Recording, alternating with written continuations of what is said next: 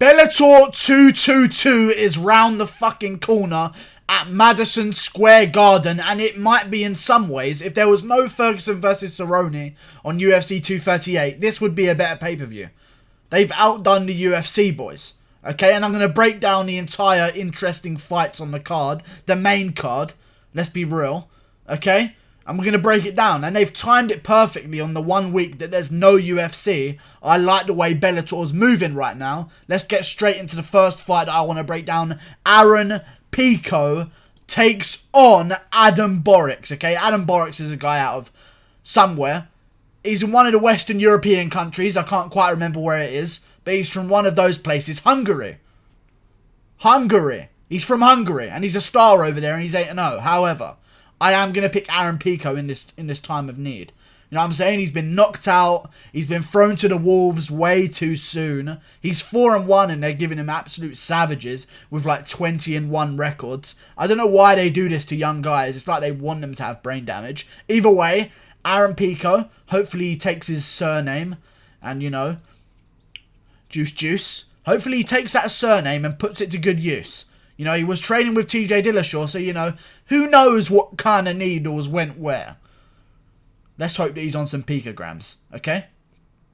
Aaron Pico is going to get the win. I think he's going to take the guy down in the first round and listen to his coaches, who are probably going to tell him, I want you to just use your wrestling here. And I think he's going to find the TKO on the ground after he dominates him for the entire round and a half. Adam Borics, very good fighter. Not very many credentialed names, and Aaron Pico's just, it's still the hype train, even though he's lost twice. You know what I'm saying? Chin suspect, but I think he's going to get the job done. Heather Hardy versus, I don't care. I don't care about that one. Anyway, Danis versus Max Humphreys. Max Humphreys, you know, he's a part-time plumber. You know, he does some, I think he cleans the streets on the side. You know, He does a bit of Uber driving as well on the weekend. And sometimes, once a year, he takes a fight. And that's who Dillon Danis' opponent is. Either way, he's 3-2. So for a guy that's 1-0 coming in to the MMA game, 3-2 guy, if it wasn't Dillon Danis, that would be a fine matchup. But it is Dillon Danis. So he's going to take it slow. He's still young. I think he's doing the smart thing here, and I think he's going to get the submission in the first round, much like he did against his last opponent. He's going to go in there, look like absolute fucking shit on the feet, and then pull guard whenever he gets the chance, and find himself the finish. I think he gets it done by armbar. I think he's going to pull guard, find the armbar finish from on bottom. That's what I think is going to happen. If he loses, he's fucked, because everyone hates him already, even though he's a star, and I don't mind him because he's a big name in the sport. We need big names in the sport. If he loses, he's fucked. His whole shtick is absolutely fucked. He needs to stay undefeated. Okay? Keep doing your thing, Dillon. Don't try and McGregor this and try and land some 1-2 counters and try and do some spinning wheel kick shit. Stay in your fucking lane and pull guard as soon as you can. In fact, as soon as the bell rings, get on your back. See if he takes the bait. Just get on your back and shuffle towards him. You know what I'm saying? And just do little hip escapes towards him.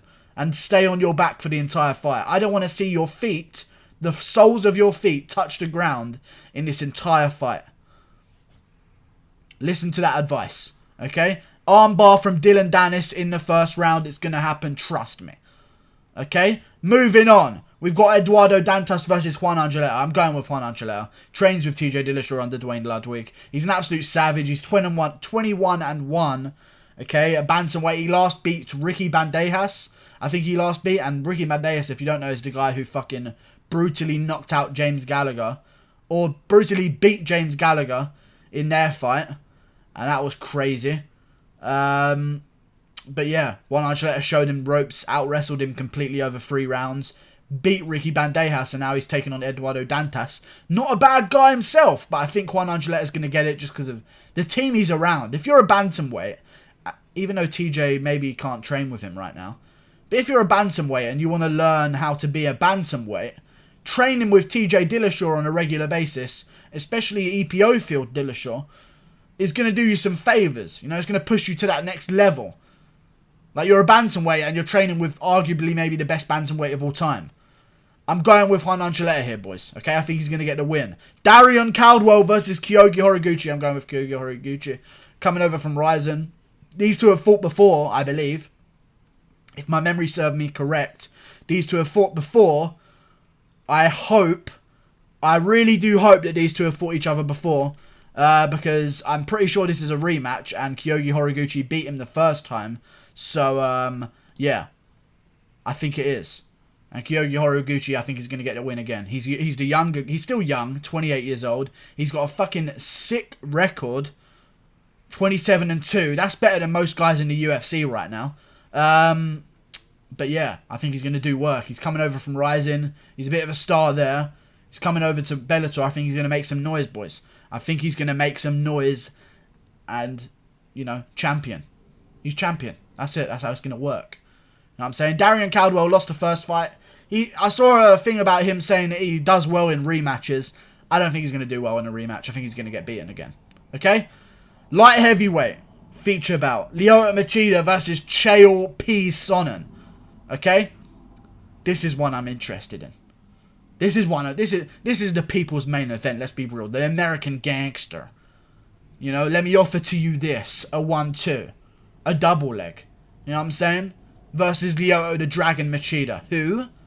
Who dares take on the American Gangster in an MMA fight? How dare he sign on that dotted line? You know? You're signing up for the rest of your life. That's death. If you sign to fight the American fucking Gangster. Okay? I'm riding with Chael Sonnen. And there's no technical breakdown here. Okay? Lyoto Machida, yeah, he's a good striker. Yeah, whatever. Chael Sonnen's going to beat him because he's the GOAT. You know what I'm saying? And that's the last you'll hear about it. There's no technical breakdown here. Okay? If you're looking for who does what better, Chael's the wrestler. Lyoto's the stand-up guy. I think Chael's going to out-wrestle him and it's going to be a dull fight. Because that's what Chael wants. I think he's going to get out of it. And then after this, hey, I hear Tito Ortiz is looking to come back to Bellator. That's a good fight. That's a good fight that I'd watch again. Maybe, I think it's a trilogy now. Chael Sonnen versus Tito Ortiz. Chael Sonnen last got the choke on Tito by guillotine. Pulled to guard and got the guillotine choke. I'm going with Chael Sonnen. There's matchups for him in that division, boys. Light heavyweight. Chael Sonnen, regardless of who he's against, that's the guy. And hey, when Anderson Silva decides to stop losing in the UFC, which he's done for the past 7 years, and faking leg injuries, sign up to Bellator and give us Chael Sonnen versus Anderson Silva free in Brazil, and let Chael get that win that he's wanted his whole career.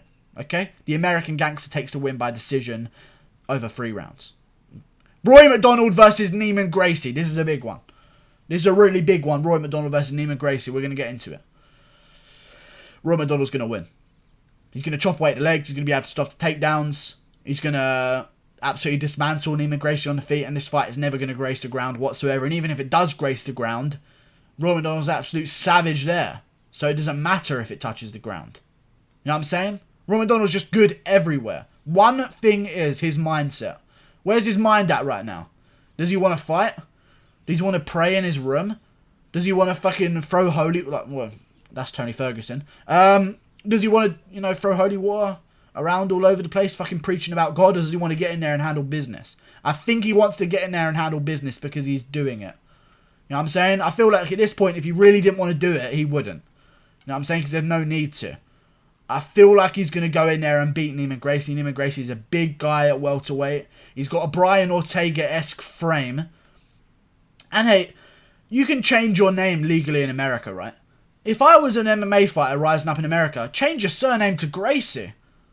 You get instant, help all over the place. Like, Kron Gracie went 4-0 and he's in the UFC. You know what I'm saying? He's on a main card. Just have Gracie in your name somewhere, even if it's your middle name. I'm going to give my son the middle name Gracie, just to see how it benefits him in life. Because these guys seem to get fast tracks to the top. But Neiman Gracie, I think he's 9-0 now. He's putting together a good record. He came off a win over his only credible opponent, which is Ed Ruth, which is a good win. And I think Rory's going to get it done. And I think Rory's going to lose to Douglas Lima in the final because he don't want that smoke. He beat him the first time. Douglas Lima's only getting better. I feel like Rory Macdonald just kind of peaked. And I think he's going to lose to Douglas Lima in the final. But I think he gets this win out of the way. Neiman Gracie's dangerous. The jiu-jitsu is dangerous, you know? Jiu-Jitsu, he end up choking, he do dash choke, he do triangle, he gave me Jiu-Jitsu. You know, he's gonna get in submission attempts probably, but I think Rory Macdonald's gonna be able to handle himself, keep it on the feet, keep it standing, and dispatch Neiman Gracie with a TKO finish. Head kick. I'm calling it right now. For people that say, what do you think about Rory Macdonald's post-fight speech? If you ask anyone when they lose a fight and lose their belt what they're thinking of doing right now, it's retire. Notice how Rose Namajunas hasn't officially announced her retirement yet. Because she just got knocked out. And she's like, I just don't want to be in here. I don't want to do this anymore. Maybe retire. No one in their sane mind after losing on a massive world stage is thinking, yeah, I'll do it again tomorrow. Yeah, this is... I love this. You know what I'm saying? This is amazing. This is my favourite experience ever. And let's face it, Rory Macdonald got the draw, but we all know, and he knows, he lost. So that's the mindset he's in. He lost. You know what I'm saying? That's the mindset he has right now. But, you know, Bellator needs that fucking attraction in their fucking Bellator Grand Prix. So they were begging that Rory Macdonald would win. Because if John Fitch is the one going through to the semi-finals, say goodbye to pay-per-view buys. Chael Sonnen and Machida are the headliner of this event. Okay? That's how it works. Macdonald versus Neiman Gracie. I think Macdonald's going to get the finish in the 3rd round. Maybe the 4th. I think there's going to be a bit of a feeling out process. As soon as Macdonald knows that he can defend the takedowns and he's safe to do so, I think he's going to start throwing some kicks and being a bit more loose and find that head kick finish. Mask it with a punch. Find the head kick finish. Rory Macdonald's going to get the job done. And then he's going to lose to Douglas Lima in the final. Whenever that may be. Like and subscribe. Thanks for watching. Bellator was sick this week. So I have to break it down. You know? It's just I just had to. I had to do it. See you later. Like and subscribe. Thanks for watching. I think I already said that. But yeah, do it again, I guess. On a different account. I don't mind. I can do it with money. And give me money as well, actually. Do a bunch of things. Anything. Share it on MySpace. Who knows if someone's on there. Someone might still be on that website looking around for channels to watch. Share it on MySpace. Share it on fucking your Roblox server. You know? Just get it out there, bro. Like and subscribe. Thanks for watching. I said it again. Goodbye. Just fuck off now.